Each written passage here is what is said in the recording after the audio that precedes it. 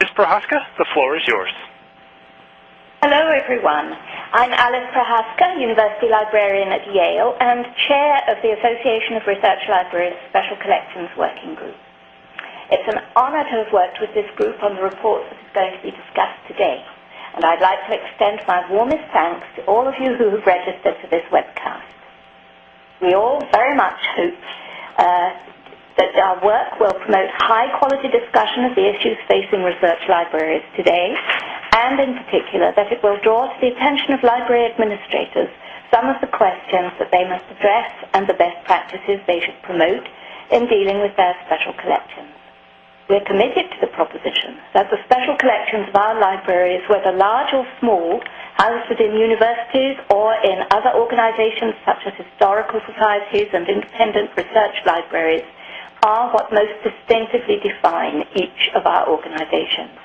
There are critical and complex issues for the library of the 21st century. This webcast will begin with a panel of 4 distinguished speakers.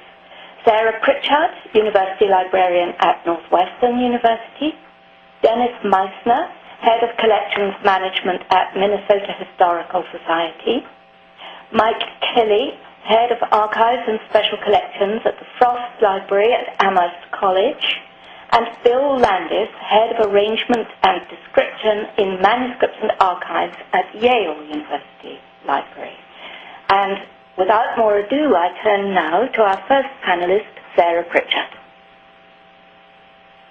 Thank you, Alice.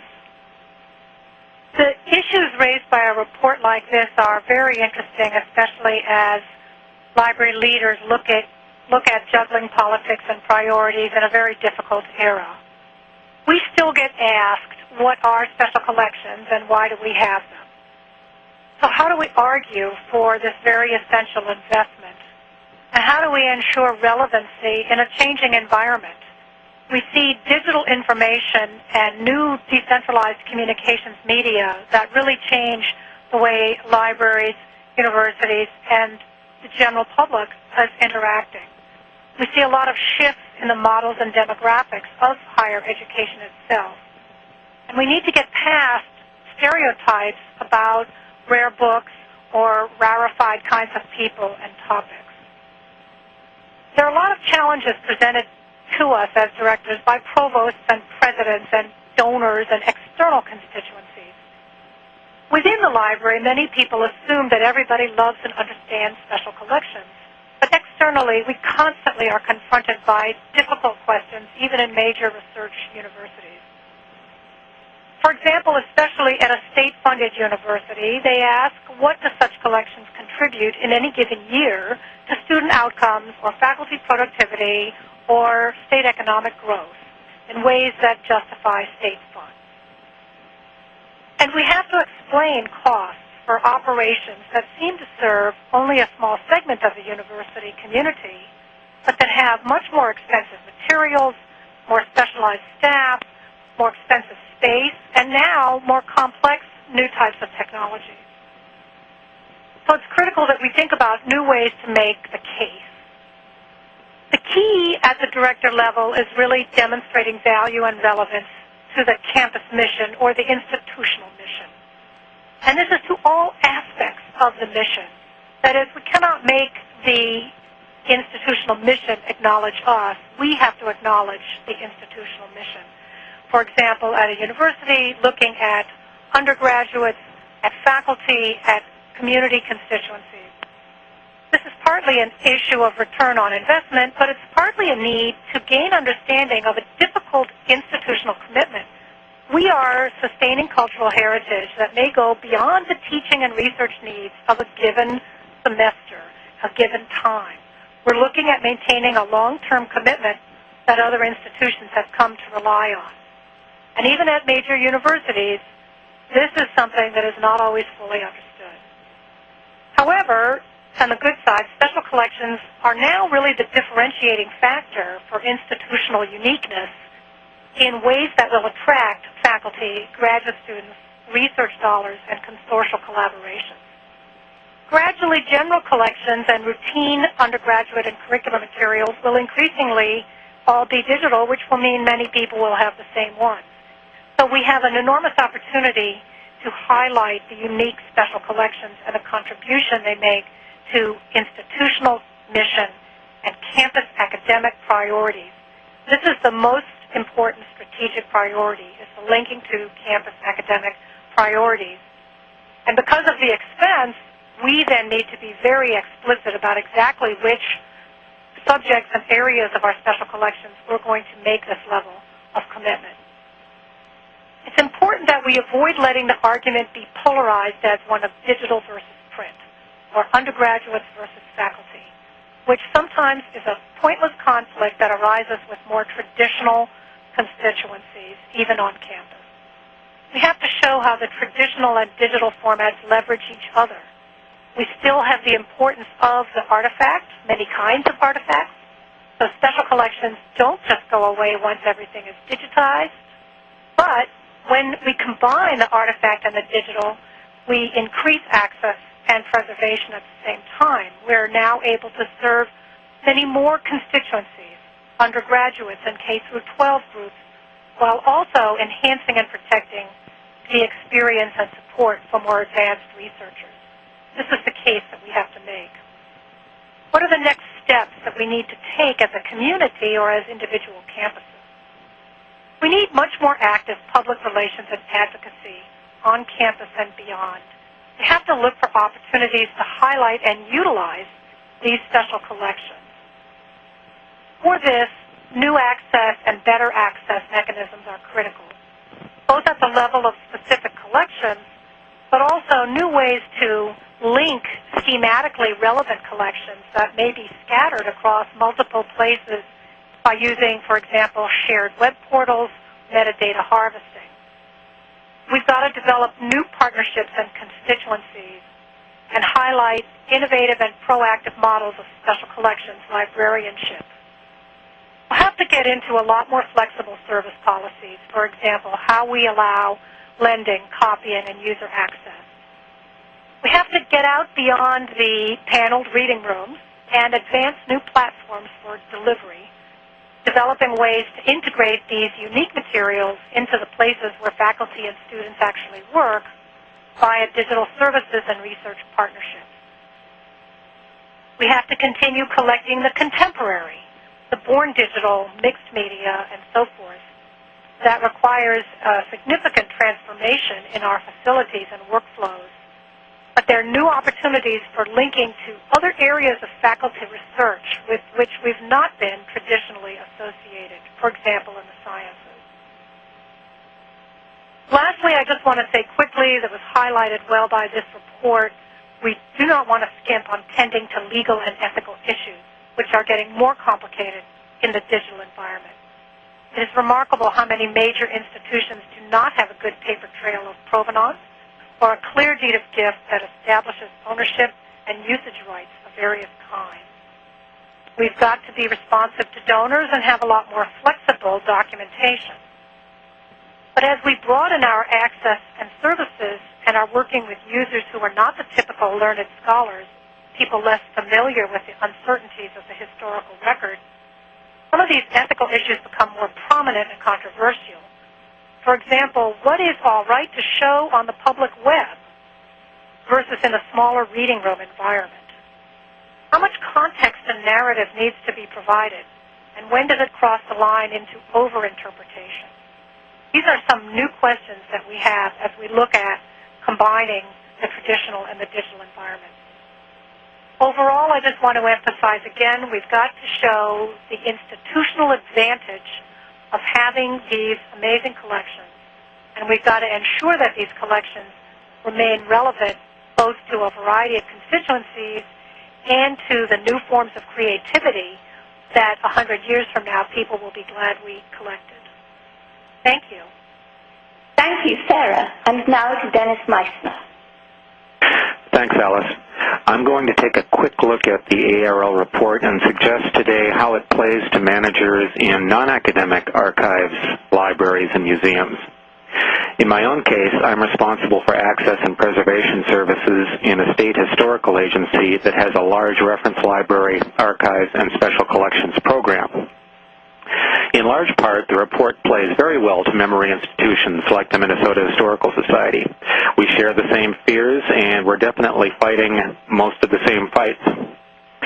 I think this is particularly true when it comes to warnings about backlogs and hidden collections. This is an issue that's impossible to overstress. All of us, archivists, librarians, collections curators, need to become really, really embarrassed about large, long-standing backlogs. We need to start seeing their existence as a profound managerial failure on our parts. Our first responsibility is effective resource management. Our collections are the content side of our resources, and we need to make certain that we leverage our financial resources effectively so that everything is rendered available at some level within our obtainable resources. We need to attach a budget and a work plan to every acquisition, and we need to be prepared to ratchet down acquisitions when these resources become unbalanced. I think that the report has it very right in suggesting that it's unethical to tolerate extensive hidden collections. I think it is absolutely unethical to divorce our collecting policies from our ability and our will to preserve them, process them, and provide networked discovery and open access. Above all, we need to be nimble and we need to be malleable. We need to always be willing to adjust our practices to address the full workload, and we need to build sustainable practices, abandoning any that no longer appear to be sustainable. There's an important value proposition throughout special collections that we are often ignoring. Collections acquired only have potential value, like an electrical outlet that only has potential energy until something is plugged into it. When the connection is made, that unlocks the stored-up potential. Collections only acquire real value when they are discoverable and available for use. Collections materials that are only lightly arranged and described, even inadequately processed, still have greater actual value than the gems that we never get to and that sit in our backlogs. The product that never ships, no matter how brilliant it is the product that has the lowest value. So where do the needs and worries of memory institutions diverge from those of most ARL libraries? To my mind, in the area of use, users, and audience impacts. This is touched on in the report, but it's not a real focus. It's a big focus for memory institutions. I think that cultural repositories like MHS are less and less certain where their audience is coming from, and therefore where their next meal is coming from. Academic libraries have at least a small advantage in that they have a defined core audience, students, faculty, affiliated scholars, and researchers, which they exist to serve. Memory institutions these days lack this audience foundation stone. All they know for certain is that they have the stuff, and that people have always valued that stuff. But behaviors change. Discovery mechanisms change. Who wants to use us, or could be seduced to use us? Can they find us? Can they understand what they discover with their browsers? How do they expect to receive the content? If they do use us, will they turn around and support us? These are not, excuse the phrase, academic questions. They are the bread and butter of memory institutions that must increasingly use audience impacts to justify funding from governments, foundations, corporations, and individuals. Although hopeful research into user behaviors and desires is going on, it's early stages yet. But some things we do know, or at least suspect. First, audiences don't care about our format or collection-based silos. They just want the materials, all brought together. So cross-collection and cross-repository search becomes crucial in this environment. Second, browser exposure of collection materials will be essential to grow audiences and to remain relevant. Library catalogs and deep web pages are decreasingly important. Third, large-scale digitization must trump the boutique world of digital exhibitions and even digital libraries. Audiences increasingly want everything, and they're willing to create their own mashups. Polished presentation, again, is decreasingly important. So, these are the main things that the ARL report really provoked for me, and the few things that I wanted to get into today.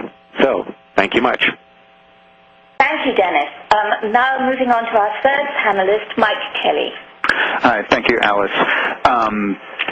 I want to begin by just talking about the fact that, 5 years ago, or maybe even less, many of my colleagues in special collections, and specifically in the rare book types, scoffed at the notion that all books will one day be fully digitized and available online. And at some point in the last couple of years, I realized that, this might really happen. It's certainly not going to be 100% of, every single book ever published, and it's certainly not going to happen soon, but, sidestepping all the entire quagmire of issues related to Google Books and its detractors, the day is coming when previously unthinkable numbers of books will be available online, and this inevitability is, in fact, one of the jumping-off points of the ARL report, that with more material available online, special collections will be the only thing that distinguishes one library collection from another.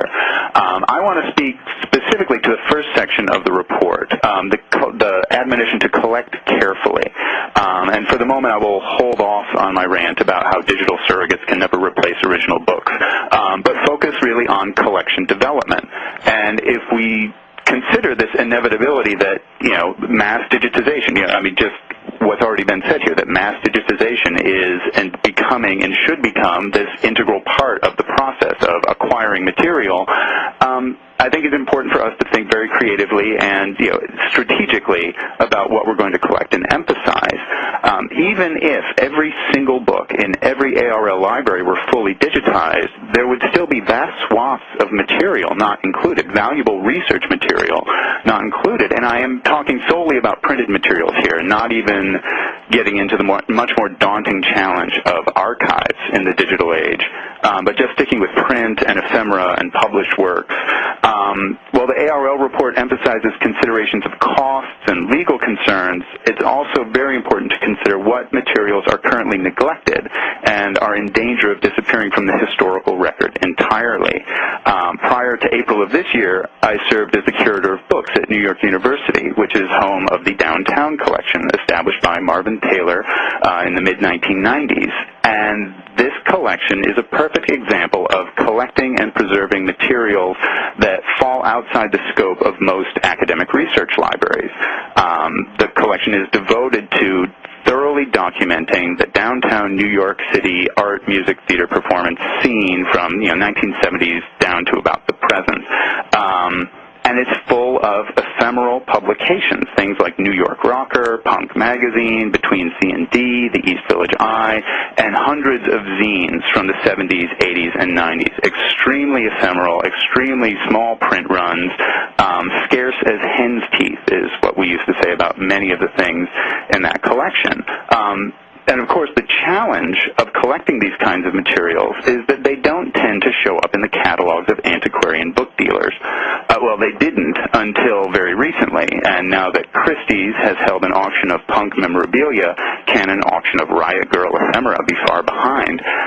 But my point is that the work of seeking out the ephemeral and the threatened materials is perhaps more demanding than old-school collection development. I get catalogs every day that are full of the greatest hits of 19th century American literature, but I'm not able to find those very specific third, fourth, fifth editions of things that there may be very good reasons to collect. In my current position at Amherst College, it involves similar work, but with very different materials. I mean, it isn't just New York City punk, but there are levels of Emily Dickinson ephemera and things that no one would seriously collect unless that was the focus of their collection, as I'm fortunate enough to have here. And so I want to just throw out, given a choice between, say, a collection of underground comics or paperback romance novels and acquiring a single beautifully bound Renaissance book, I would argue that the former are in greater danger than the latter. And this speaks to the notion of early intervention. And in the ARL report, early intervention is cited in reference to Born Digital, but I would argue there's still this huge area of 20th century material that's not digital that is in danger of disappearing. As Terry Bellinger said at his remarks at the BSA conference, addressing this audience of bibliographers, he admonished us to, leave behind the 19th century for a while and let's start looking at the 20th. So I would just emphasize, just that choosing your emphases strategically, and given the limits on given the costs in terms of human resources and money, that there are, we've got to just focus on, what's most threatened, what's most in danger of disappearing in order to build collections of real value. And just sort of the last bit that I would get in there, referring back to Sarah Pritchard's comment about, our value to the mission of the institution, fresh archives, fresh collections of material that have not been previously collected and have not been previously studied to death, really provide great opportunities for everyone. It's far easier for an undergraduate to dive into a whole new field than to attempt to cook up something new to say about Moby Dick. So I think that by collecting in this way, collecting new and different and ephemeral materials, it's a service for future generations, but it is also a direct service to our immediate user community. Thank you, Mike. Finally, our fourth panelist is Bill Landis. Thanks, Alice.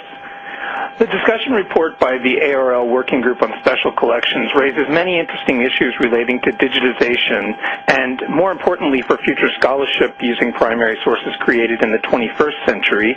It highlights the importance for research libraries of collecting born digital materials. Now is the time for that to be happening, and I fear the report doesn't go far enough in stressing the stakes. The sad truth is that we do a growing disservice to the primary source basis for future research on this era the longer we take to move from hand-wringing to action. Specifically, action in terms of identifying, capturing, preserving, and providing access to the digital traces of those individuals and organizations currently communicating and capturing their lives and activities on digital media. The report calls for definitions and training, but I would argue that what we need is tangible action involving real bits and bytes that aren't simply surrogates of the material we already have in hand. This isn't just a special collections problem. Most academic libraries have professionals who understand issues relating to the kinds of information, regardless of its format, that has evidentiary and historical value to make it worth the effort of long-term preservation in our institutions. Discussions in professional organizations and other venues have already begun regarding the challenges of privacy issues and related ethical concerns as we expose, thereby effectively publishing, more and more unique unpublished digital content to Internet search engines and almost universal online access. What we don't have, and what the broadly construed community of special collections professionals on college and university campuses and other memory institutions will never be able to build on their own, are the kinds of sophisticated storage and access systems that make capturing and managing digital content and providing access to it as easy as we've made acquiring and managing paper, tape, and other media and storing it appropriately on shelves waiting for use. At this point, we understand the importance of trusted, auditable digital repositories, persistent identifier systems, and interface design. As a next step, we need administrators at the highest levels of our research institutions to make implementation of these systems as important a priority as building buildings to house and store the non-digital research collections we've built over the past centuries and are continuing to acquire. How will we know when we've been successful? I'd suggest, in the short term at least, that success could be declared when a simple majority of ARL libraries have statistics on acquisition of original born digital content that reach some level of parity with, say, 25% of their print acquisition figures for a given year. I leave it to those smarter than I am to figure out a valid comparison of original digital content to the way that ARL measures print-based media and its statistics. Now, shifting gears as a way of ending my remarks, another potentially transformative area for special collections that I think deserves more attention is reinventing how we do outreach, especially within the academy. If we take it as a given that over the next 100 years our collections will increasingly be available digitally, then there's a corollary about our reading rooms and the apartness that has come to define why we're special that should be starting to keep us all up at night.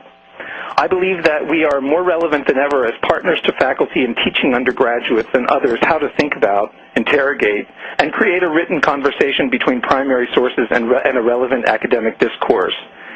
In other words, as Glenda Gilmore has said about one of her pedagogical goals as a historian teaching first-year college students, how to, quote, get them to see that they have the analytical skills to do history, end quote.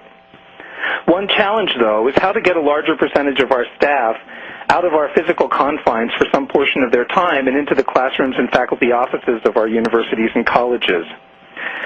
We have perhaps become complacent with an outreach model that focuses too exclusively on them coming to us. Change may come from top-down administrative pressure to explore more active ways of engaging our primary clientele, or it may come from the bottom-up energies of new generations of special collections professionals seeking to expand our more traditional conceptualizations of what they can do in entry-level positions. I hope to hear an increasing conversation over the next decade or so about how we can leverage our collections and institutional colleagues in better service to the pedagogical goals of teaching faculty. I think we collectively have something valuable to offer in active collaboration with faculty to design better venues than the traditional 20 or so page capstone research that anybody who's been a history major research paper has had to write, to design better venues than that for engaging their students with the collections in which we invest so much of our time, energy, and enthusiasm. Thanks. Bill, thank you very much, and very many thanks to all four of our panelists. Now, I'm going to hand over the work of moderating the questions and answers and comments to Lisa Carter, Head of Special Collections Research Center at North Carolina State University Libraries, who is the Visiting Program Officer for the ARL Special Collections Working Group. Lisa will also moderate a blog, giving everyone a continuing opportunity for discussion and comment. And as many of you know, we're planning to hold a forum in October in Washington, for which this discussion will form the foundation. So I hand over now, with very many thanks to all of you for your participation, to Lisa. Thanks, Alice.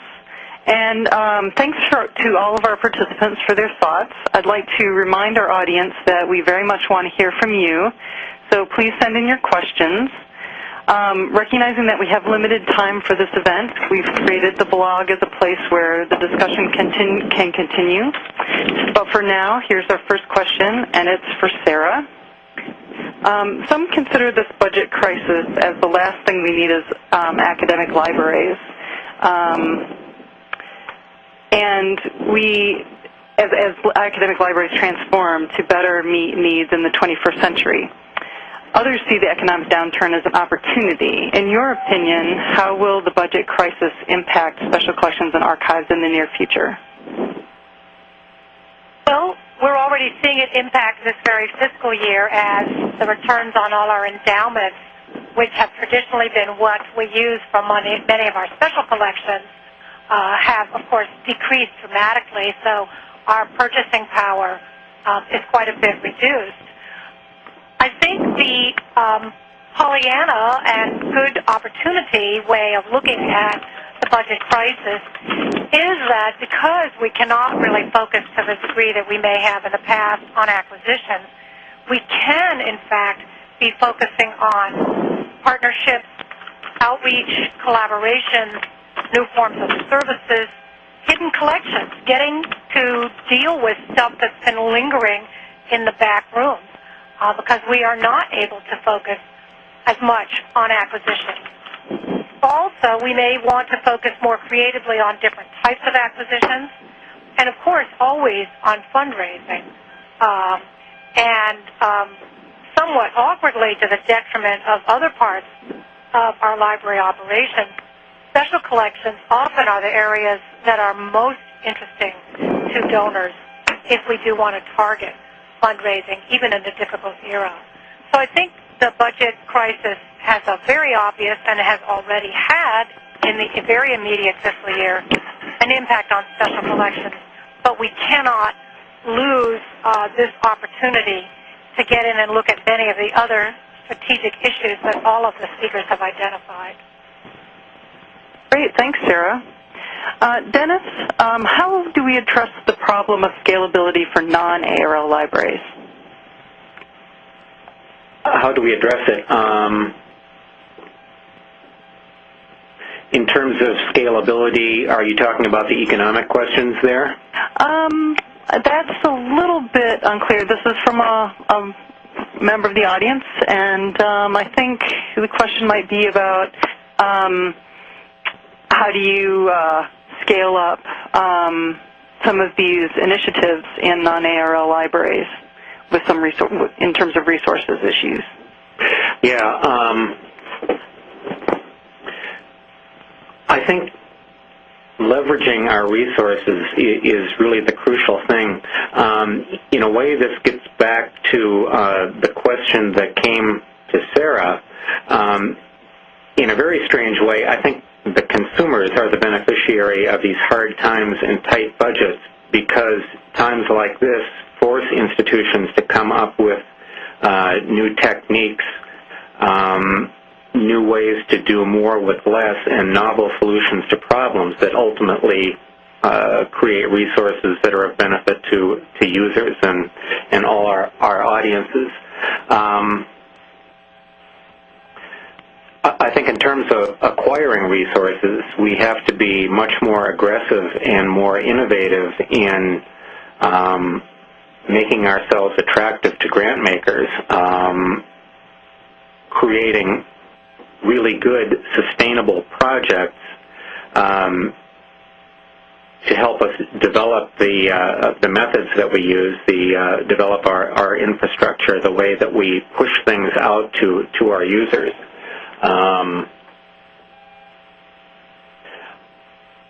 That's great. Thanks. Mike, did you have a follow-up on something that Bill said in his comments? Yeah, and actually it kind of follows up on this issue of reduced funding and how do we make things happen.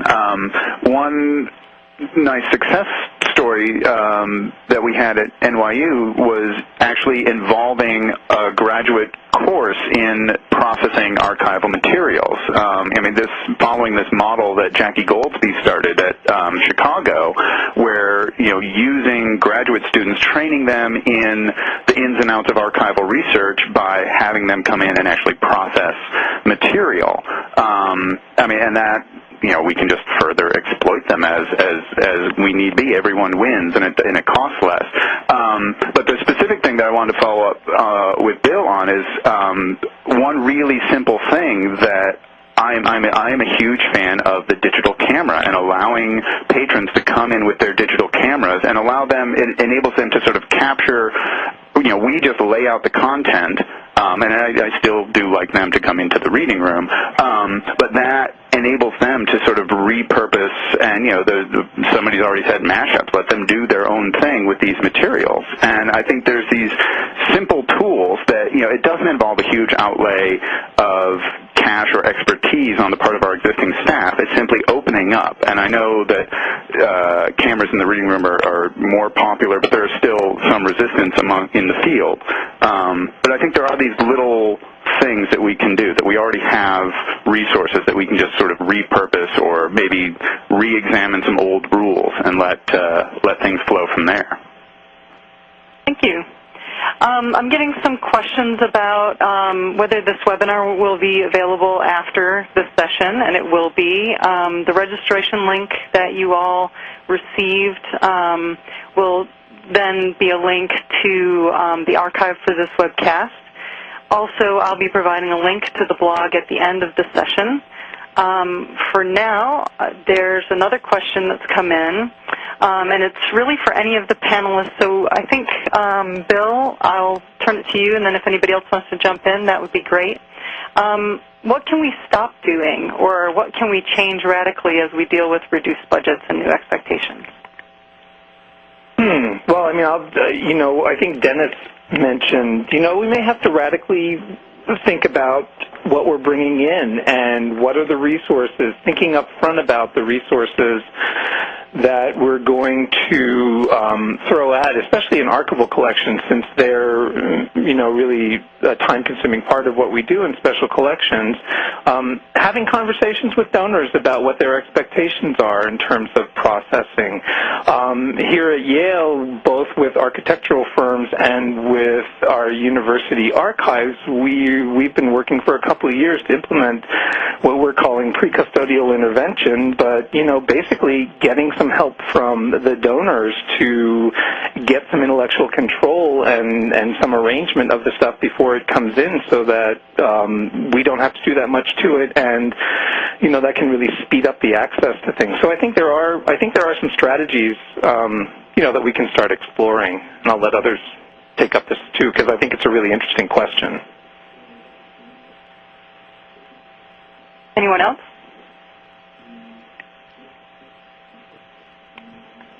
All right, while you think about that, let me send this next question to, this could be any panelist again, but I'll ask Dennis to comment. How can we ensure that non-ARL libraries get routinely included in collaborative efforts? Good question. I think that collaborations are really the key to the future of most memory institutions. I think that there has to be a way for ARL and other organizations like OCLC and its RLG research programs to build a library, archives, and museums community that shares all these common purposes.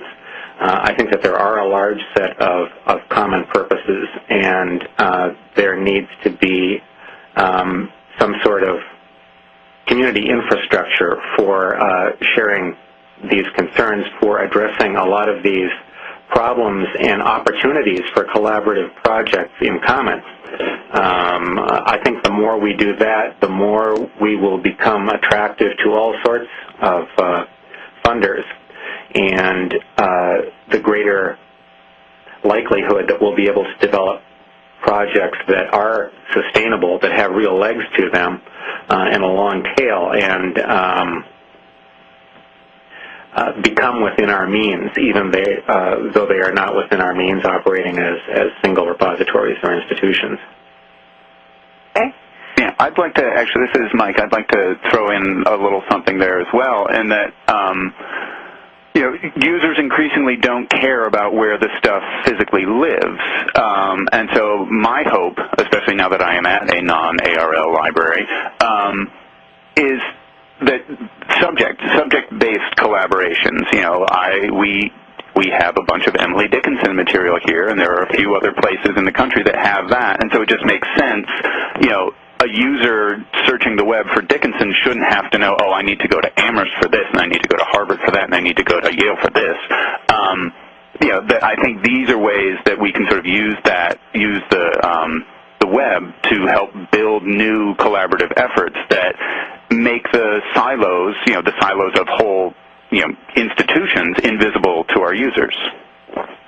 Yeah, and just before we leave this question, Mike's example of the downtown collection, I think, at NYU is a really good one of, big research libraries defining some local collecting areas that really give them some relevance to historical societies, small colleges, other collections in their area with whom they can sort of naturally collaborate around, what are, pretty much geographically focused collecting areas. And I think that's an interesting possibility as well.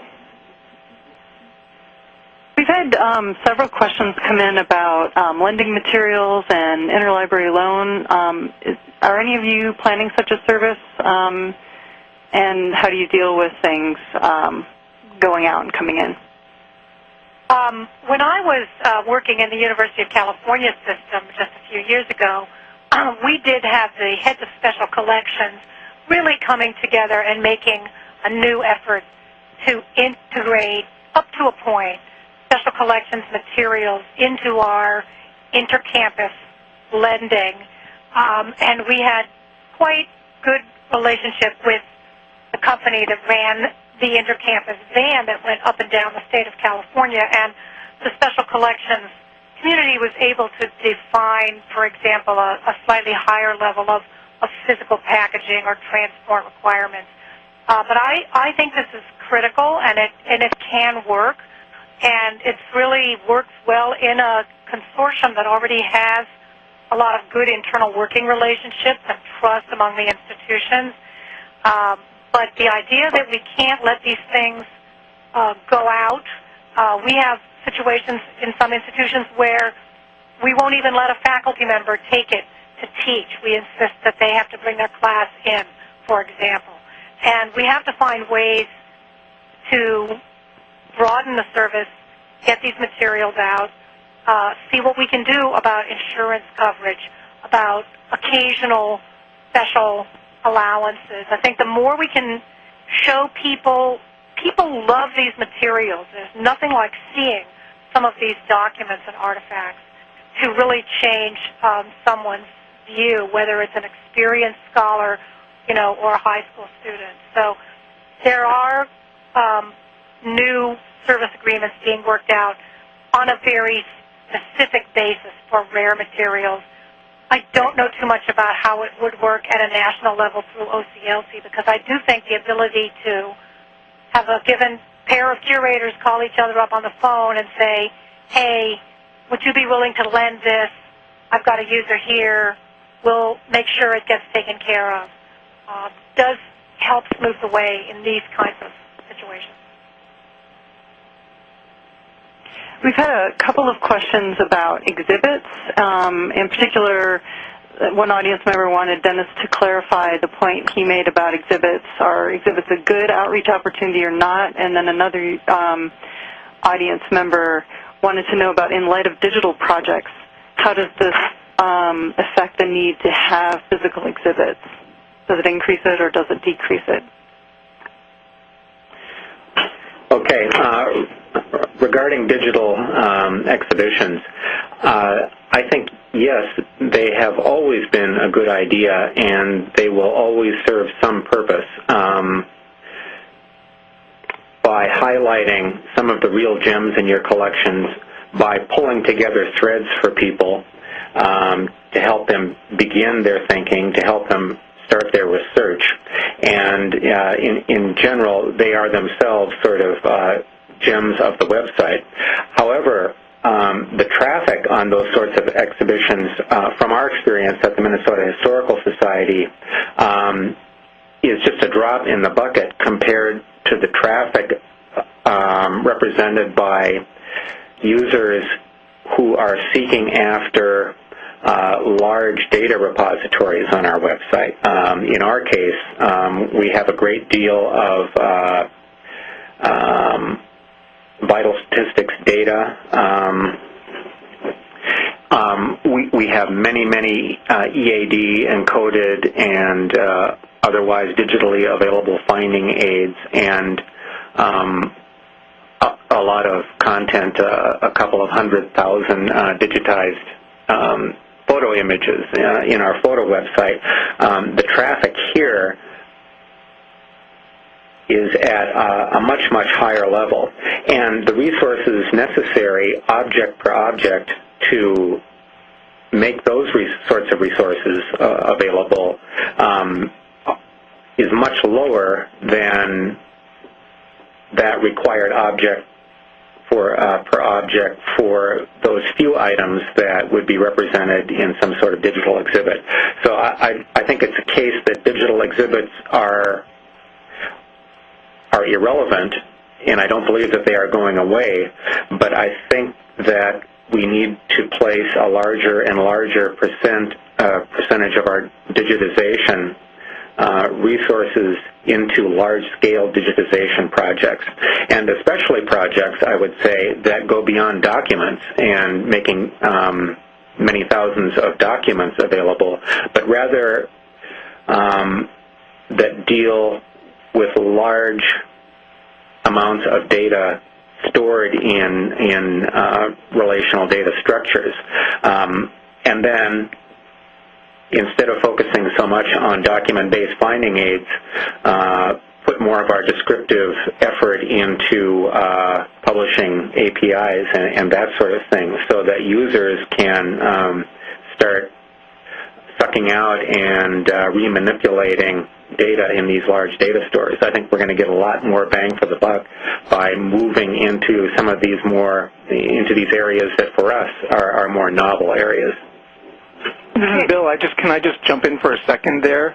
I just wanted to talk about exhibits as a sort of student project. My colleague here at Yale, Diane Kaplan, worked last spring with a faculty member who assigned doing a digital exhibit as a final project for his class, and it was very successful. And it's a little bit of an upfront investment, of our resources in manuscripts and archives to sort of figure out how to make this happen in a really smooth and seamless way, and we did a limited amount of digitization for this. But in a lot of ways, it's sort of a lot of bang for the buck, and again, it's an option to somebody just assigning a 20 or 30-page research paper as a project, and the collaboration with the repository is really important and very fruitful. Yeah, I would want to second that as well, just the potential of exhibits as an outreach activity. I've worked with several classes at NYU to have the students come in, and it was a lot of work, but it does, I think Bill is right, it's huge return for that investment, and it gets people to really understand what the work that we do. I think there's a double benefit here. Not only do the students encounter the original materials, the original artifacts, but they also get a sense of, oh, that's what a special collections librarian does, or that's what a curator of cultural property does. And I think that is, especially as with digital everything, it's really important that people understand that, oh, wow, there's a lot of work behind the scenes at the library or the museum or whatever it is. There also are enormous community benefits in terms of reaching out to new constituencies on certain topics. And to have people who used to think that a research university or even a historical society was not somewhere where they would go, and yet they see something on exhibit that catches the imagination or is a good public theme, you can get people in, and again, same as we were just saying with students, it really helps them appreciate what we do and what we have, while at the same time being potentially very entertaining and gaining enormous goodwill towards the library for making materials available. We just had an exhibit here that we kept extending. It was so popular it was supposed to come down a few months ago on the Leopold and Loeb murder, which happened 80 years ago. And believe me, attention has not waned. And the foot traffic that we have had from all kinds of people wanting to see what is ultimately fairly boring archival court transcripts and a few other minor materials has been enormous. So crime is a good topic, but there are many ways that I think reaching out beyond just the traditional constituencies of people who already know what is in the library is a great benefit of exhibits. Great, thank you all. I'll just point out to the audience that the questions are flooding in, and there are far too many that then we'll be able to get to today, but they hopefully will make an appearance on the blog, and the presenters will respond to some of the questions you have on the blog. So please, I'll be giving the blog address at the end, and please go to the blog for follow-up questions. But we've had a lot of questions about educating special collections folks, people in special collections departments. So some of the questions are, what plans or goals are in place to educate future professionals in the area of special collections, and what are some of the skills that are vital for special collections librarians and archivists to have today? Mike, could I have you start on that? Yeah, sure. I am a product of the Harry Ransom Center internship program down at the University of Texas at Austin, and I am a firm believer in the apprenticeship model. I think the best way that you can learn your way around special collections is to go knock on the door of your nearest special collections and beg for a job or ask if you can, do anything. it's one thing to take a course in special collections librarianship, but it's something completely different to actually see. I always say that on my first day of work at NYU, the first thing we did was hang paintings, and that is not something that was ever covered in library school. So it's tricky business, but I think the best advice I can give to anyone interested in getting into this field is to just find a place that'll let you in the door. Other thoughts?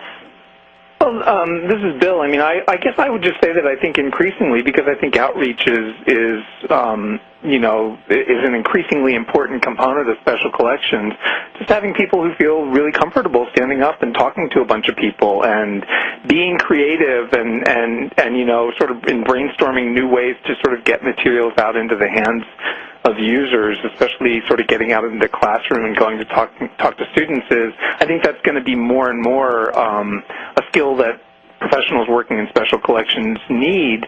And then also, because a lot of us work within larger academic library settings where we have specialists who do, undergraduate education and things like that, so really being able to collaborate with them within our institutions to learn from them and to sort of develop collaborative ways of outreach that don't just involve special collections people. And I think more and more having that collaborative mindset and really valuing sort of getting stuff out into the hands of people without making them necessarily have to come to your reading room, whether it's digital surrogates or taking materials out to the classroom or whatever, is going to be important. Great, thanks. One of the questions that seems to be coming up a lot is how does a repository reconcile broadening their collecting areas to capture the uncollected 20th century, as Mike Kelly pointed out, with the recommendations that Dennis had to avoid backlogs? So how do you reconcile? Well, I'll just leap in. This is Bill. One way is making sure that you have, a faculty constituency for new collecting areas if you're on a campus, and working with faculty members, as Mike said, having if a faculty member really wants you to be collecting in a certain area, talk to them about having structuring classes so their graduate students do some processing as part of what they do to get credit for a class. Sort of building those conversations into developing new collecting areas, I think, is strategically really important. Yeah, I'll add another thing about dealing with book collections is being creative about how you get these things described. I mean, I've used created EAD finding aids for collections of books, collections of dime novels, collections of paperback, Harlequin romances. We could have a graduate student sit down and make a, box and folder list of a dime novel collection with nearly 4,000 or 5,000 items in it in a fraction of the time it would have taken a full-time cataloger to do copy cataloging on all of those things. So there's ways, and just to be creative in your description. This is Dennis. I would heartily second what Mike just said, and we are trying to do more and more of that too, to identify groups of library materials, especially those special collection things that fall into special collections, and treating them as collections rather than individually cataloged titles. And we're finding that their discovery is not diminished at all by treating them as collections with good EAD encoded finding aids rather than by individually cataloging them. And I would also say, following a little bit on what Bill said, that another way to stay within our resource boundaries and still collect in novel areas is simply to set practical targets. In doing that, how important is any new area to you, to your future users, relative to the sort of areas in which you are strong now, and then set sort of quantity targets, other sorts of things. Understand the landscape before you start collecting anything willy-nilly in any target area, and then find the best materials that, amongst themselves, tell the most stories, provide the most documentation within the smallest documentary footprint. Yeah, I want to just one more thing following up on Dennis there is, and something that we haven't really talked about yet, is that we also need to start saying no. We need to say, well, that would be a really nifty collection to have, but A, it's outside of where we have decided to focus, and B, it would cost, going back to the very first part of the report's recommendations, it would cost this much, and it would cost this much to preserve it, and it would cost this much to catalog it, and so I'm afraid we will have to turn down that collection. And I think, that's getting back to my point about collection development. You've really got to focus and not just go broad and risk building your backlog, but say, we are going to do this, and we're going to do it in depth, and we are not going to do this anymore. And that's tricky. Thanks. We have time to field just one more question, and I'm going to open it up to all of the panelists, but perhaps start with Sarah. What do you each see as the most important or pressing recommendation for ARL from the March 2009 report? In other words, what do you think would be key for ARL to contribute and start working on? Oh, it's hard to choose just one, but I would say, and I wouldn't limit this to ARL at all, I think the most pressing thing for all of us with these kinds of materials to do is get going on the access mechanisms. I mean, in a broadly defined way, the whole hidden collections issue. We have to get off extremely labor-intensive, piece-specific ways of providing access. I think, as we were just talking about, an EAD record, a collection-level record, a website, we have to find ways to get information about these materials out.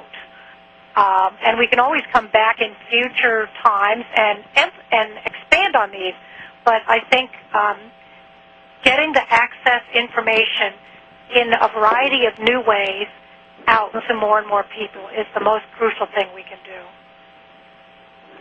This is Bill. I'll just leap in really quickly. I mean, I think the most important thing that ARL could do is to get its however many hundred and whatever academic research libraries to agree on sets of best practices and standards for the kinds of technology that's needed to deal effectively with foreign digital content.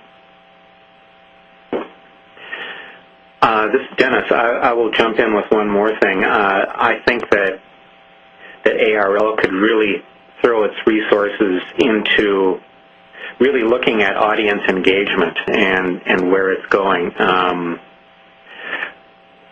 think studies of audiences, studies of how users behave, and studies of what sort of descriptive resources we provide that actually work for them and better ways to deliver them would be all to the good and might be some of the most effective things that we can do to get use of our collections to build new audiences and to understand better what we're doing.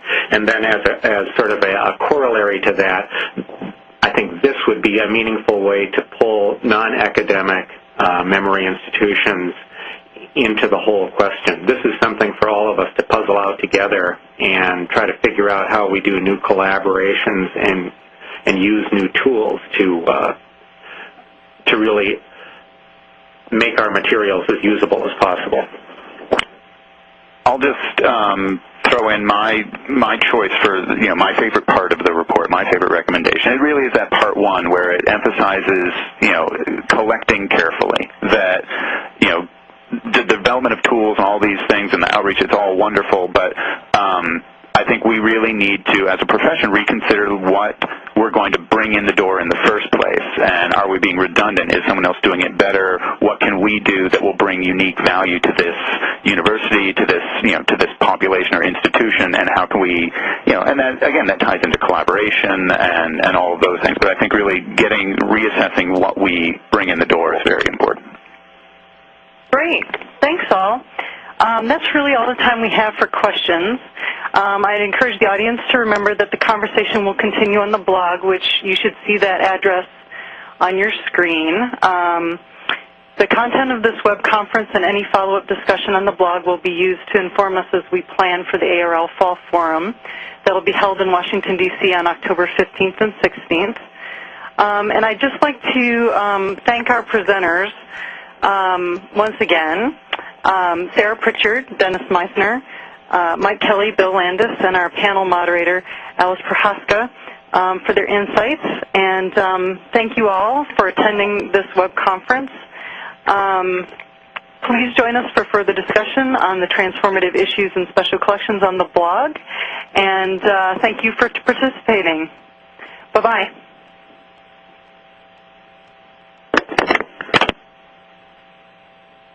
Ladies and gentlemen, this does conclude today's webcast. We thank you for your participation. For those listening on the phones, you may disconnect your lines at this time, and have a great day.